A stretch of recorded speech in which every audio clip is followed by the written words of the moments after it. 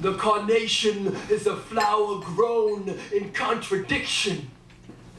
It is a flower sent to mark the remembrance of motherhood, of sacrifice and empathy. A date circled on a calendar. A bouquet offered with outstretched arms across umbilical spaces. A collapsing of distances, and yet it is a flower traded in terms of forgetting. Forget industrial greenhouses. Forget Ecuador. Forget Colombia. Forget Ethiopia. A profitable amnesia. A hallmark target market far removed from trays of blooms under harsh lights. From headaches and heavy air. From a mostly female workforce presumed pliable. From pesticide spray clouds that poison wounds. From the calculated violence of company foremen. From 16-hour shifts so that a parent might slowly forget the sight of their children in waking daylight.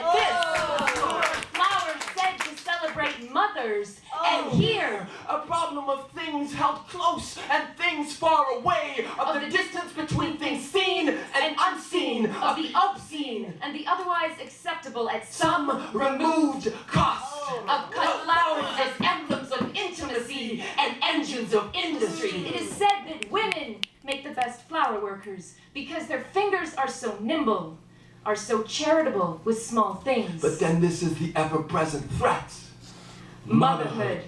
The power of hands named good with small things. For the problem of profit here is the inconvenient need for bodies to be fed, and the stubborn demands mothers make so that their arms might ache from the growing weight of their children. The solution is simple enough. Make the workers take pregnancy tests, or better yet, demand proof of sterilization. What a toxic irony that an industry built to celebrate motherhood would be so threatened by motherhood itself. How quickly these northern hands forget as they reach for cheaper products to meet a detached and gluttonous demand.